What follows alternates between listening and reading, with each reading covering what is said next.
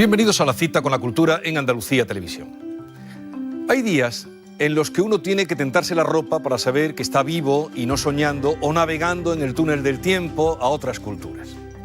En el Metropolitan de Nueva York están preocupadísimos, por decir finamente el canguelo que tienen, por una selección de desnudos pintados por Klimt, Picasso y Egon Schiele que tienen programada con motivo del centenario del pintor austriaco. Porque resulta, 100 años después de la muerte de Schiele, que el Metropolitan se cuestiona cómo presentarlo, porque fue arrestado cuando tenía 21 años, porque fue acusado de violar a una niña de 13, caso del que fue absuelto, aunque se le halló culpable de inmoralidad, debido a que la adolescente vio en su estudio los desnudos que tenía expuestos y los que estaba pintando. Señores del Metropolitan, celosos guardianes de la moral, quienes no tienen la inteligencia libre, tienen pensamientos turbios. A los santos hay que exigirles santidad y a los artistas que realicen su obra. Y ahora hablemos de literatura. Hablemos del último libro de Daniel Ruiz, Maleza. Siempre ha sentido atracción por la periferia. Él mismo procede de uno de esos barrios sevillanos que tradicionalmente han sido excluidos de los circuitos culturales y donde la vida a menudo es más dura que en el centro, pero quizá más de verdad. Las primeras obras de Daniel Ruiz estaban inspiradas en esos escenarios urbanos y en los singulares personajes que suelen habitarlos. Ahora regresa a la periferia de las grandes ciudades en 3 novelas cortas de literatura social, agrupadas bajo el título Maleza. Se trata de un tríptico en torno al universo de Balseras, el barrio periférico, que es el telón de fondo común a las 3. Es la historia de una persona con deficiencias psíquicas que trabaja en una urbanización de ricos donde se enamora locamente de una niña.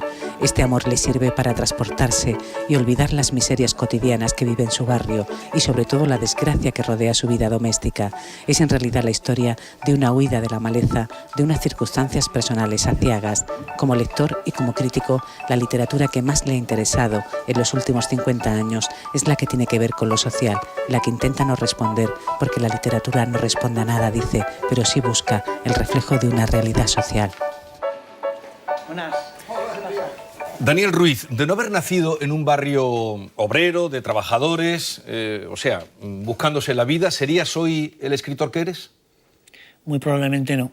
Yo soy quizá una representación bastante gráfica y elocuente de un tipo de literatura que se alimenta de la realidad y de las circunstancias personales.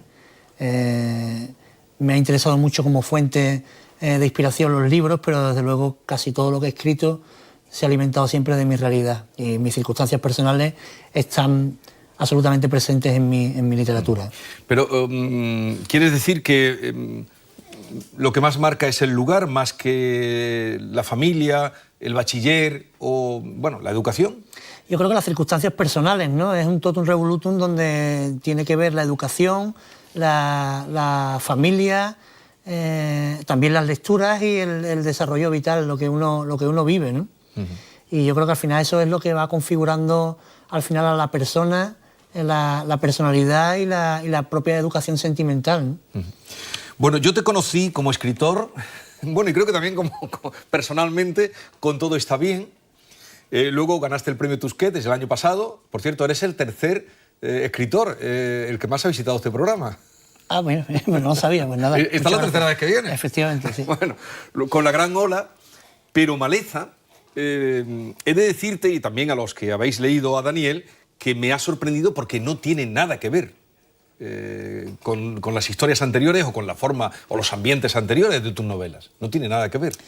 Sí, realmente casi te diría que es lo que tiene más que ver en realidad con la literatura tal y como yo la concibo, ¿no? Pero efectivamente en relación con las 2 últimas novelas, La gran ola y Todo está bien, se acerca en el sentido de que también son miradas sobre determinadas circunstancias sociales, ¿no? O la realidad, la actualidad también.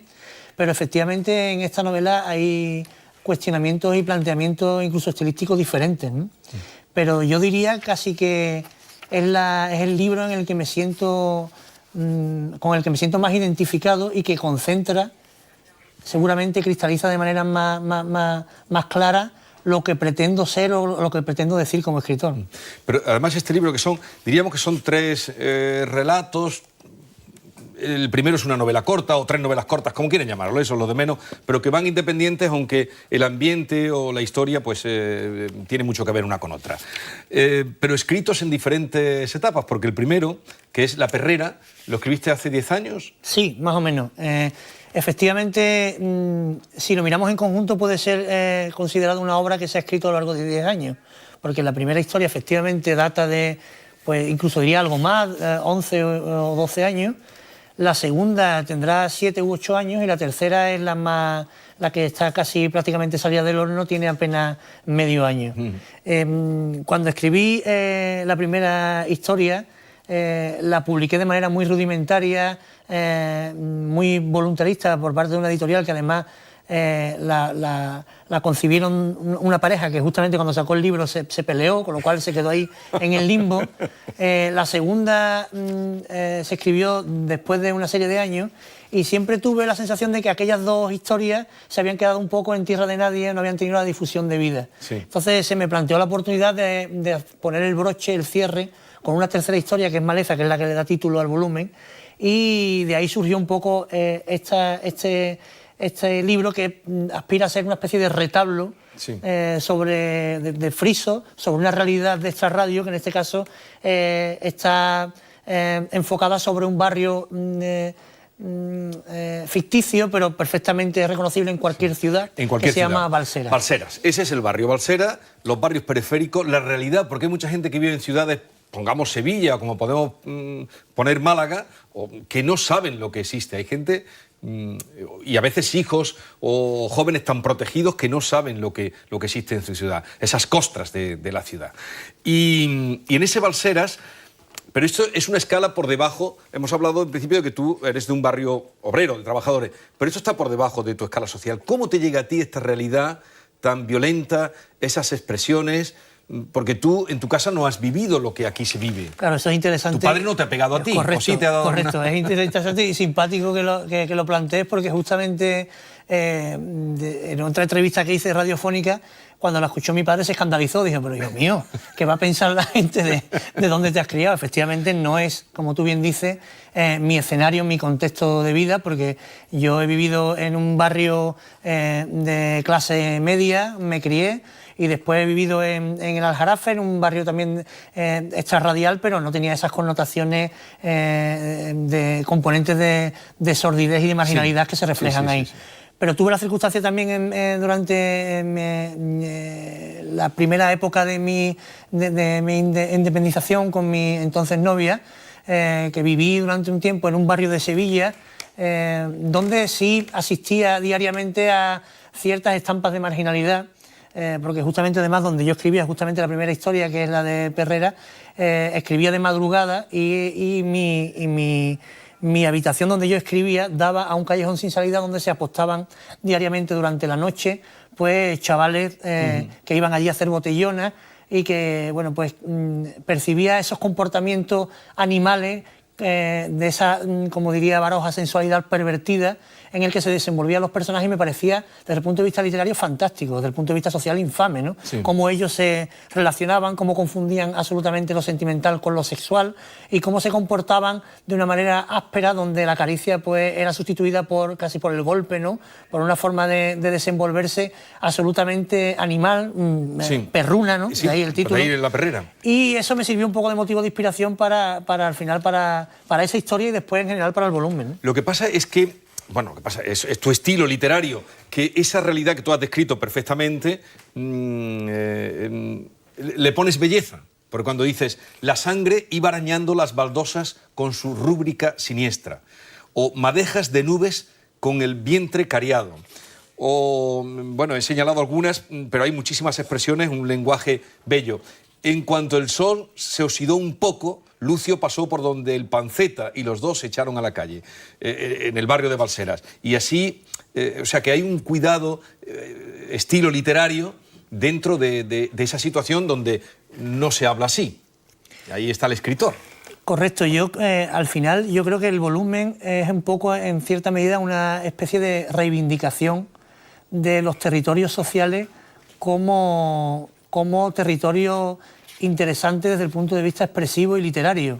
Y al final surge un poco como casi todo lo que surge en mí, surge un poco por reacción frente a cierto statu quo crítico que ha considerado normalmente la literatura social como una literatura menor por su focalización en el qué frente al cómo, ¿no? Ha habido una tradición crítica, concretamente en España, muy pronunciada, de denostar determinadas corrientes de literatura social, estoy acordándome de la literatura de los 50, ¿no? Claro. Por considerarla algo menor porque estaba excesivamente posada sobre las historias, sobre el tema social, descuidando un poco la forma. Y a mí eso siempre me ha revelado, ¿no? Y al final surge la oportunidad de este volumen que tiene esa reivindicación, ¿no? ¿Por qué no vamos a hacer literatura pero yo lírica? Cuando estaba leyendo tu libro, que a mí me ha atrapado desde que empieza con Chamaquito, ¿no? Es Chamaquito el niño, me recordaba también a Aldecoa, me recordaba a Martín Santos, me recordaba a Sánchez Ferlosio, o sea que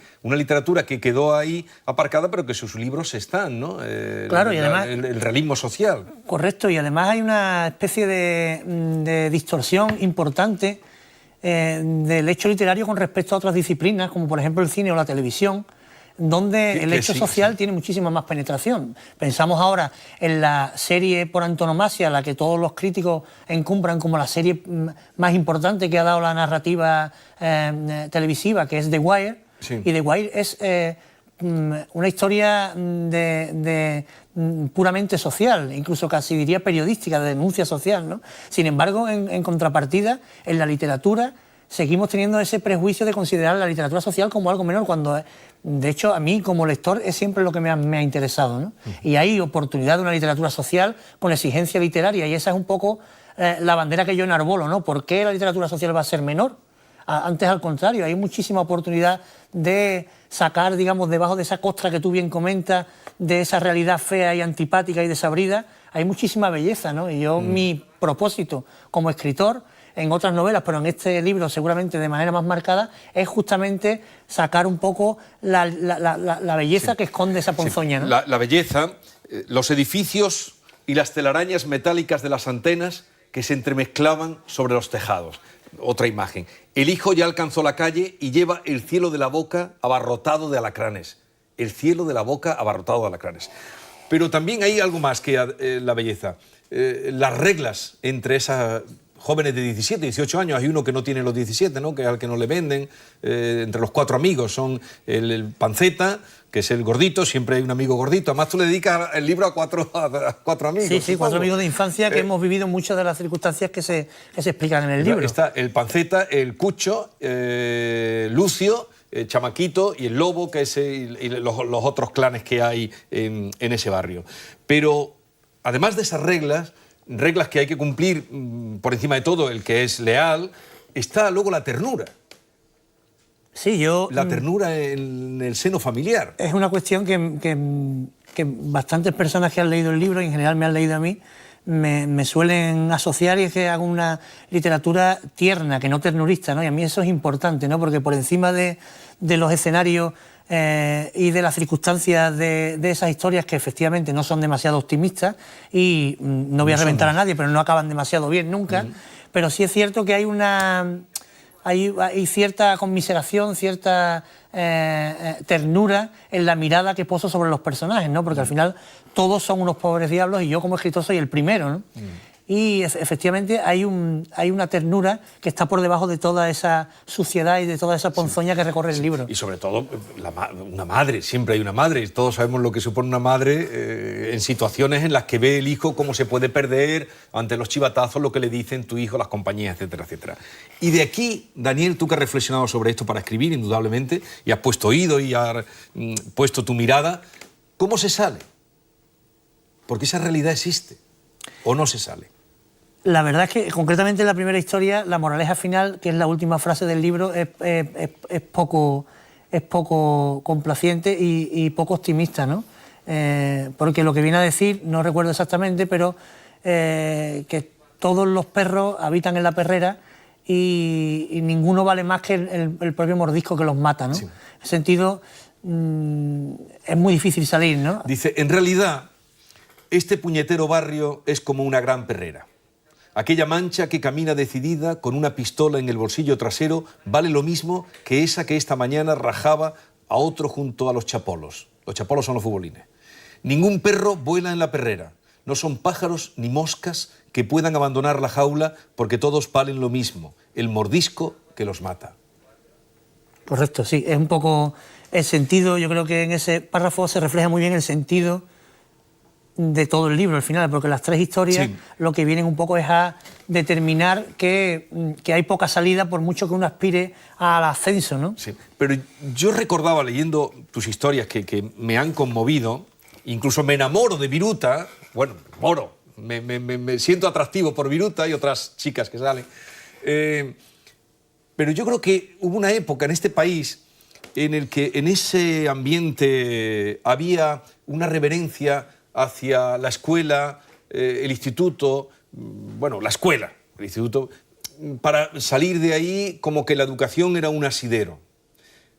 Y percibo ahora, no ya por tu libro, sino también por la realidad, que eso, ya ni eso sirve para salir, porque se ha devaluado un poco. Yo estoy de acuerdo contigo. Y hay un ejemplo muy elocuente, muy reciente, totalmente en carne viva, que es la cuestión, por ejemplo, del máster de Cristina Cifuentes, donde se viene a mostrar de manera muy lúcida de qué manera incluso el sistema educativo ha sido absolutamente corrompido por el capital, de manera que el ascenso social también ha sido contaminado por esa dinámica educativa. Es decir, uno puede comprar un título sin ningún problema. Cuando ocurre esto, ya la perspectiva de ascender socialmente a través de la educación, que efectivamente, como tú comentas, ha formado parte de nuestro credo deontológico y de nuestra educación, yo creo que eso está absolutamente roto por la dinámica liberal del propio sistema educativo, igual que el sistema sanitario, ¿no?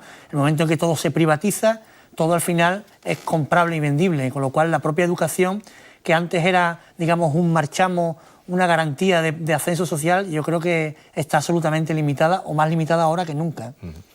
Hablemos de Nolito.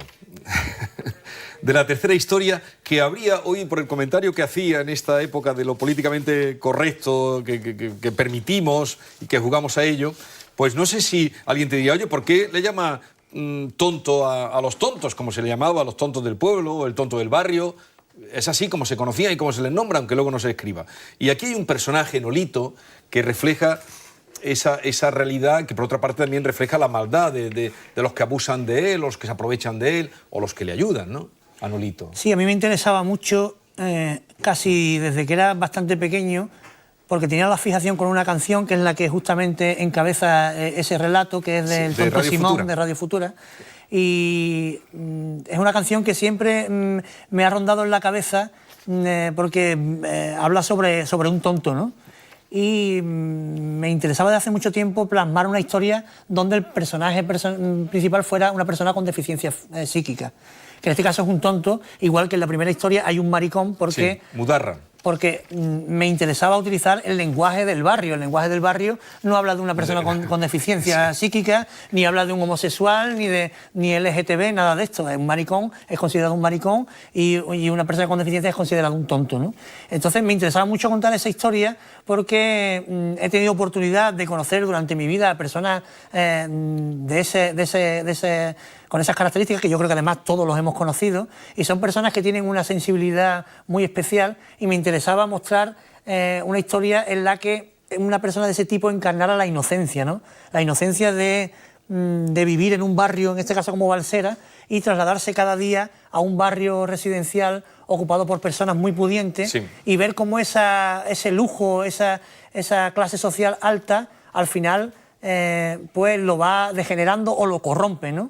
Creo que me interesaba también que fuera Maleza la última historia, porque es la historia que se ve de manera más nítida, la manera en que, digamos, la periferia se interrelaciona con la centralidad, que en este caso está reflejado en ese barrio pudiente, ¿no? Y donde no van a permitir que entre. Claro, efectivamente, efectivamente. ¿Qué hay, cuando reflexionas, qué hay en la cabeza de un tonto? Bueno, y también de paso, pues eso, la utilización de poner un tonto o poner una persona con deficiencia psíquica en los carteles cuando interesa enseñarlo siempre sonriendo, que tú haces siempre sonriendo. Y luego, como me decía una vez unos padres de un chico con síndrome de Down, no son todos Pablo Pineda, al que tenemos una admiración y un respeto, no son todos, pero parece que todos tienen un Pablo Pineda. Bueno, por cierto, todas se introducen con una canción. que un poco la primera contiene todo. Hombre luchando en la calle, ¿no? La de los Rolling Stones. Que sí, es una canción. Traducción. Claro, es una canción de Street Fighting Man, es una canción que habla justamente de marcha urbana de jóvenes en la calle. Y me parecía que era la que le convenía. La segunda es una canción de Al Green, sí, que cuenta la historia de un comercial que se obsesiona cuando se topa un día en una carrera nocturna con una mano de mujer y decide, contra cualquier asomo de cordura, pues llevársela a su casa y la convierte en una especie de amuleto, de talismán.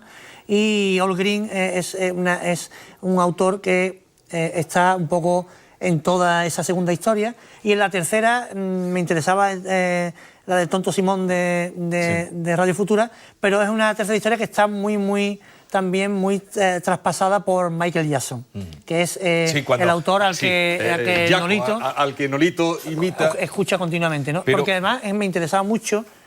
Yo aspiro a construir historias muy musicales en el sentido de que haya una fuerte presencia del ritmo y de que se consiga eso que alguna gente me ha atribuido, que yo encajo con orgullo, y es que las novelas, en lugar de leerse, parezca como que te estás despeñando cuesta abajo, que se lean con un gran gusto musical, como si estuvieras escuchando una música, ¿no? A mí me admira y me gusta leerlo, y lo confieso para que ustedes también lo disfruten, porque no hay ni un guión. Aquí hay muchos diálogos, pero cuando empiezas coralmente, que es como si estuviéramos en un mercado, o en un bar, y se mezclan los diálogos de cada uno y tú los vas mezclando, habla uno, habla otro, se disputan, se contradicen y ahí creas que está muy trabajado, está muy bien hecho. Eso también lo hacías en otras novelas, pero aquí está más claro, presente. En este caso me interesaba que el propio barrio fuera casi un personaje más, si no el personaje principal,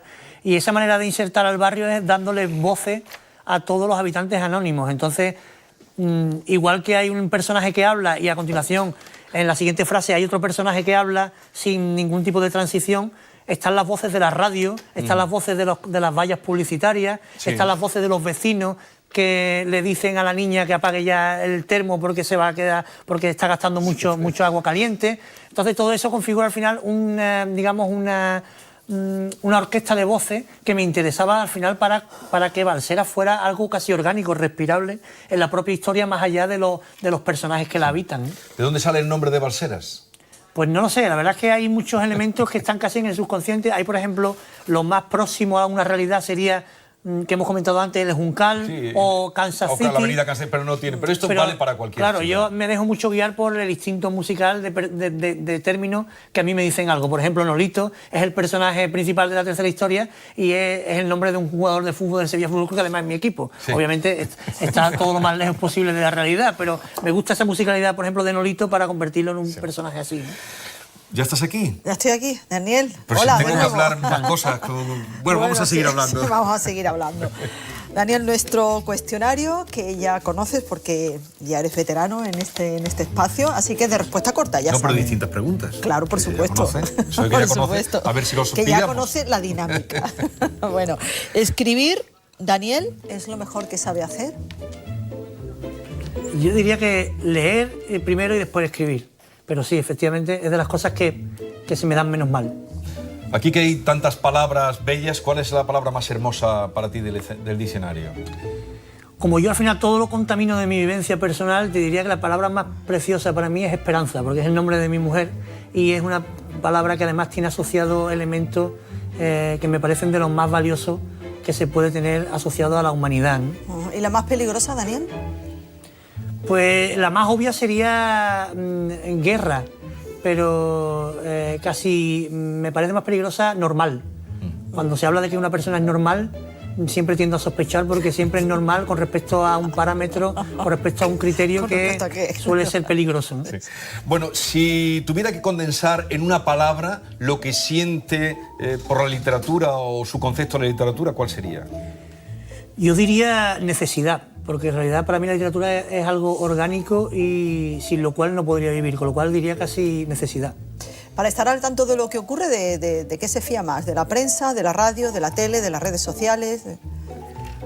Pues yo me fío en general de los medios de comunicación. Sé que vivimos una etapa de mucho desprestigio, pero yo sigo confiando en lo que los teóricos llaman la agenda setting y es que al final los medios de comunicación configuran la realidad que tenemos, y todo esto de las redes sociales llegará un momento, estamos viéndolo ya, en que se pongan en entredicho porque ni son tan libres, ni están ni marcan sus criterios de manera independiente, con lo cual yo creo que hay que volver a la fe en el medio y sobre todo en el medio tradicional, ¿no? Más resumidamente, Daniel, en este momento, ¿quién es para usted una persona cuerda en este país? Hombre, ya no está Chiquito de la Calzada, que era la persona que para mí encarnaba la cordura, pero diría casi que la persona que me pone las cañas en mi bar, y la persona más cercana a mi peluquero, ese tipo de personas. Bueno, lo ha tocado antes, lo ha dicho, lo ha insinuado. En el caso del máster de Cristina Cifuentes, ¿quién ha hecho peor su papel, mejor dicho, la graduada o la universidad? La graduada ha hecho fatal, pero la universidad tiene una serie de componentes de responsabilidad muchísimo más graves para lo que es el sistema educativo español. ¿Cuándo fue la última vez que retó a alguien a duelo? Pues este fin de semana a mi hijo a jugar al baloncesto con el que lo hago habitualmente. Bueno, muy bien. ¿Prefiere tener razón o tener paz?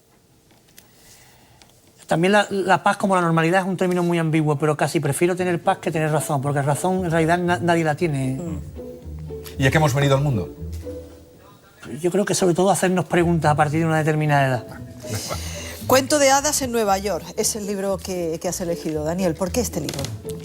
Bueno, pertenece a J.P. Donlevy, que es un autor americano que vivió en Irlanda la mayor parte de su vida, y la he elegido porque es una de las novelas que a mí me convencieron para dedicarme a escribir cuando tenía 14 o 13 años. De hecho, mis primeras tentativas como escritor fueron asociados a este libro por la potencia que tenía.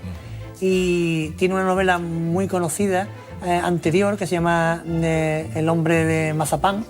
Sin embargo, a mí esta novela me cautivó totalmente porque tiene un rigor estilístico muy potente y es un autor a reivindicar, y creo que cuando pasen unos años lo lograremos, ¿no? ¿Y qué te cautivó de la película El último tango en París? Porque, bueno, por la edad está claro que no fuiste a Perpiñán a verla, ¿verdad? No.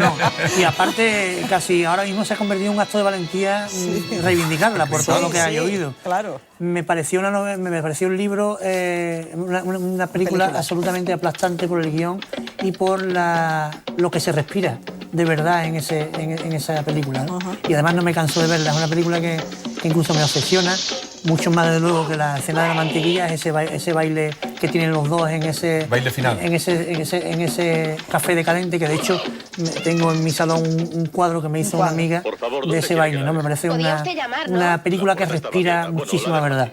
Música, Love, Alone Again, es el tema que traemos de su último, de uno de sus álbumes. ¿Por qué esta música? Quizás porque representa algún momento también que se ha sentido solo, ¿o no? No, pertenece a Forever Change, que es el LP que aparece ahí, que me parece un álbum también a reivindicar, aunque ya está cada vez más alto, pero que perfectamente encarna todo lo que fue el boom musical de los años de final de los 60. Y es una delicia, yo diría que es un poema musical perfecto. ¿Y Londres? Londres porque he tenido poca oportunidad de ir y la primera vez que la he visitado ha sido con mis niños y lo asocio a una idea de diversión muy bonita, ¿no? He visitado con ellos también París y otras ciudades y lo pasamos también en Londres, que es como un recuerdo asociado a felicidad y a un regreso a ser niño que me encandila y a la que quiero volver. Una magnífica razón. Bueno, ¿cuántos niños tienes? Tengo 2. Bueno, tú dices que aquí la inversión en los hijos es la inversión perdida. Sí, yo creo que sí, que es absolutamente así. De hecho, bueno, lo dicen los personajes. Seguramente me cueste mucho que ellos vean esta entrevista de hoy, con lo cual ya os podéis imaginar, ¿no? Los niños no aprenden, mamá. Los hijos son una inversión de cariño a cuenta perdida. Los niños son extremidades que un día ya no te pertenecen. Se mueven a sus anchas como si no fuera cosa tuya. Está bien. Eso es así. Bueno, pues vamos a ver cómo has quedado de tu paso por aquí en nuestro fotomatón. Perfecto.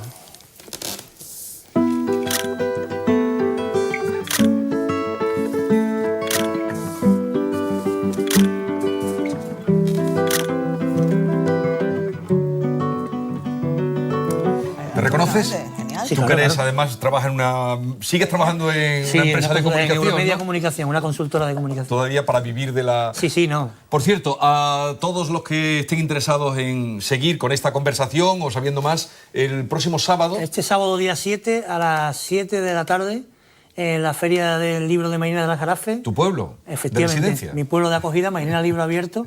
Tendré la satisfacción de poder presentar el libro y desde aquí, ya que se me da la oportunidad, pues invito a todo el mundo que escucha, que acuda. Bueno, Mairena, Libro Abierto. Oye, enhorabuena por el libro, me ha encantado, así te lo digo, y así se lo recomiendo a Charo, que está en ello, y a todos los que nos estén viendo. Enhorabuena. Muchísimas gracias. Bueno, pues si quieren también volver a ver este programa, ya saben que lo pueden hacer a las 11:15 de esta noche, aquí en Andalucía Televisión y en las redes sociales. También nos pueden seguir. Nada más. Disfruten con la lectura.